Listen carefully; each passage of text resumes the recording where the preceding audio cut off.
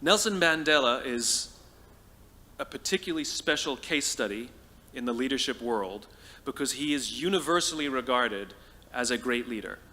You can take other personalities, and depending on the nation you go to, we have different opinions about other personalities. But Nelson Mandela, across the world, is universally regarded as a great leader. He was actually the son of a tribal chief. And he was asked one day, "How did you learn to be a great leader?"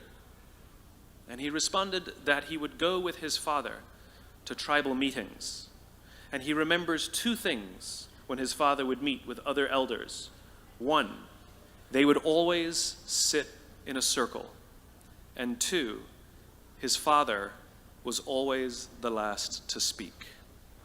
You will be told your whole life that you need to learn to listen. I would say that you need to learn to be the last to speak. I see it in boardrooms every day of the week. Even people who consider themselves good leaders, who may actually be decent leaders, will walk into a room and say, "Here's the problem, here's what I think, but I'm interested in your opinion, let's go around the room." It's too late. The skill to hold your opinions to yourself until everyone has spoken does two things. One, it gives everybody else the feeling that they have been heard.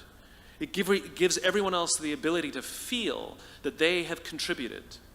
And two, you get the benefit of hearing what everybody else has to think before you render your opinion. The skill is really to keep your opinions to yourself. If you agree with somebody, don't nod yes. If you disagree with somebody, don't nod no. Simply sit there, take it all in, and the only thing you're allowed to do is ask questions so that you can understand what they mean and why they have the opinion that they have. You must understand from where they are speaking, why they have the opinion they have, not just what they are saying. And at the end, you will get your turn. It sounds easy, it's not. Practice being the last to speak. That's what Nelson Mandela did.